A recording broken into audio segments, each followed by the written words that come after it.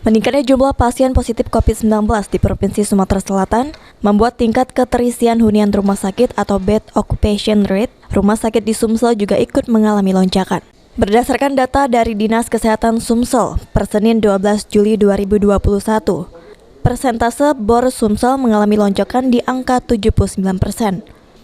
Kepala Dinas Kesehatan Sumsel, Lesti Nuraini mengatakan, meski kondisi bor Sumsel per hari ini terus mengalami peningkatan pada persentase 79%, dirinya meminta agar angka tersebut tidak dijadikan patokan dan masyarakat dihimbau tidak khawatir, karena jumlahnya akan berbeda lagi jika dilihat menggunakan skala kabupaten kota. Lesti juga meminta agar daerah-daerah yang mengalami lonjakan bor dapat menambah tempat isolasi pasien COVID-19 guna mengurangi tingkat keterisian hunian rumah sakit. Ini sudah di atas rata-rata yang merupakan tanda-tanda warning. Ya. Warning itu 70, kita sudah di atas 80, bahkan ada yang di atas 90. Ini kabupaten kota harus segera menambah tempat isolasi untuk mengurangi keterisian ini.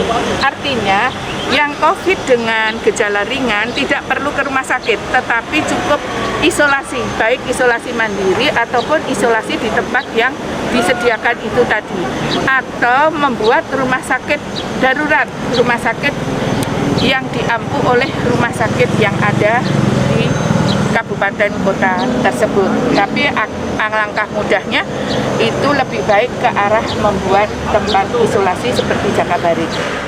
Hingga saat ini, beberapa data bor wilayah Sumsel yang sudah cukup tinggi, yakni Lubuk Linggau mencapai 89%, Palembang 91%, Ogan Kombreng Ilir atau OKI 82%, Muratara 75%, dan Banyuasin 71%.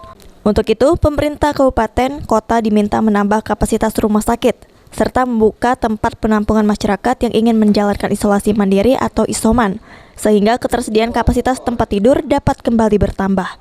Okta Alfarizi, PAUL TV.